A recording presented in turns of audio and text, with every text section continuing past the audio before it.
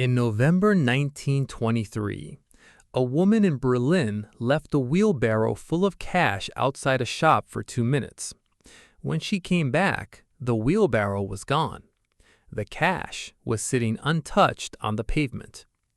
This is the Weimar Republic, and it all started with a war Germany was told it couldn't lose.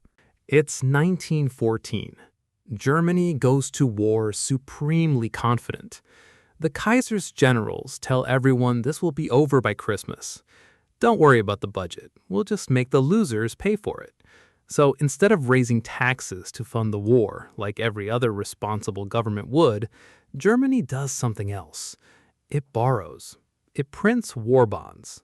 It tells its citizens, lend us your savings. We'll pay you back once we win, plus interest. 4 years later, Germany loses. There is no once we win, there is only the bill. And the bill is enormous. The Treaty of Versailles hands Germany a reparations invoice of 132 billion gold marks. For context, that's roughly the entire German GDP for several years, owed to countries that just watched an entire generation of their young men get shredded by German artillery. Germany is not exactly in a position to negotiate. We don't have that kind of money. Not our problem. We just lost 2 million men and our monarchy. Still not our problem.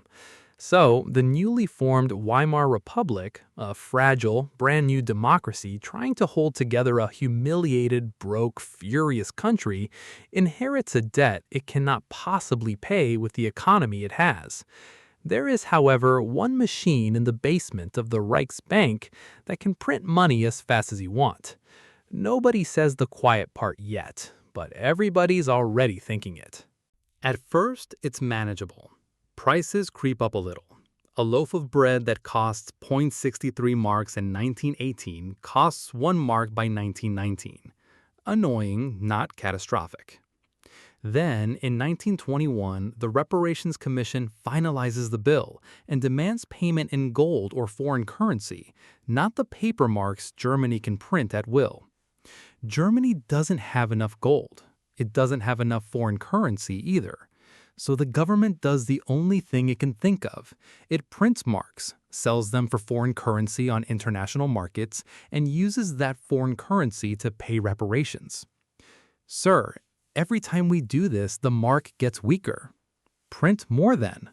That's the opposite of print more. In 1923, Germany falls behind on a reparations payments, specifically a shipment of coal and timber. France's response is not a strongly worded letter. France's response is to send troops into the Ruhr Valley, Germany's industrial heartland, and physically seize factories, mines, and railways to collect the debt themselves. Germany's counter-strategy: passive resistance. Workers in the Ruhr simply refuse to work for the French occupiers, which is a genuinely impressive act of national defiance. There's just one small problem. The government still has to pay all those striking workers' wages, plus keep the rest of the country running while the industrial engine of the entire economy has gone silent. Where's the money for this coming from? You already know where the money's coming from. This is where it stops being a financial story and starts being a horror story.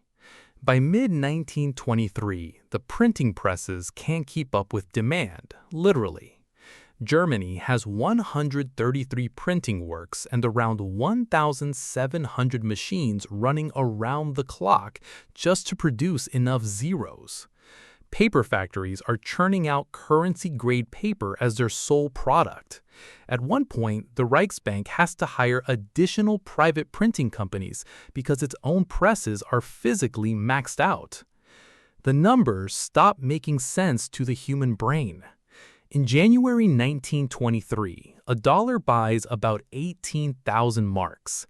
By November 1923, a dollar buys 4.2 trillion marks.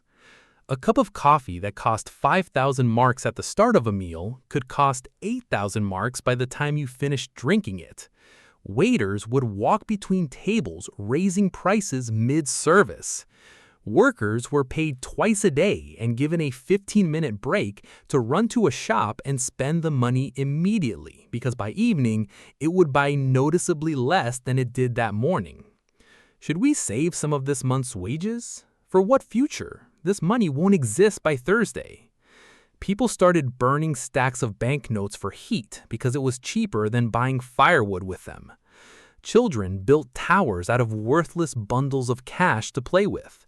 A wheelbarrow became the standard unit of transport for a week's grocery money, and as the opening story goes, thieves would steal the wheelbarrow and leave the cash behind because the wheelbarrow held its value better than the money sitting in it.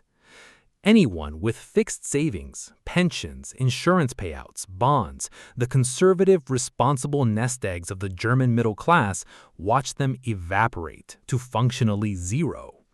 A lifetime of saved wages became worthless than the paper receipt for depositing it. Meanwhile, anyone holding real assets, property, factories, foreign currency, debt, did fantastically well because their debts were also being wiped out by the same inflation. If you owed the bank 100,000 marks for your house in 1919, by late 1923, you could pay off the entire mortgage with a few days' wages. This is either the best or worst thing that has ever happened to me, and I genuinely cannot tell which. By November 1923, the situation is so absurd that even the government admits the current currency is a lost cause. Rather than trying to prop up the mark, they do something almost insultingly simple. They kill it and start over. A new currency is introduced, the Rentenmark, backed not by gold, which Germany doesn't have, but by a mortgage on all German agricultural and industrial land. It's a currency backed by the promise that the land itself still has value, even if the money doesn't. So the new money is backed by dirt? Extremely valuable, historically significant dirt, yes.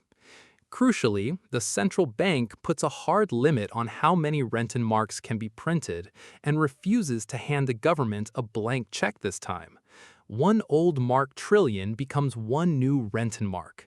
The absurdity ends almost overnight, not because the economy magically recovered, but because the psychological spell of infinite money was finally broken. Germany negotiates the Dawes Plan in 1924. Restructuring reparations into payments it could actually make, backed by American loans. The economy stabilizes. For a few years, things almost looked normal again. But the damage to trust was permanent. An entire generation of Germans had watched their savings, their sense of financial security, and their faith in institutions get vaporized in a single year. When the Great Depression hit in 1929 and unemployment tore through the country again, that same population, already burned once by their own currency and their own government, had almost no patience left for a fragile democracy asking them to trust the system one more time. A few years later, they didn't. As one German economist of the era put it, the Weimar Republic didn't die from the debt it owed the world. It died from the money it owed itself.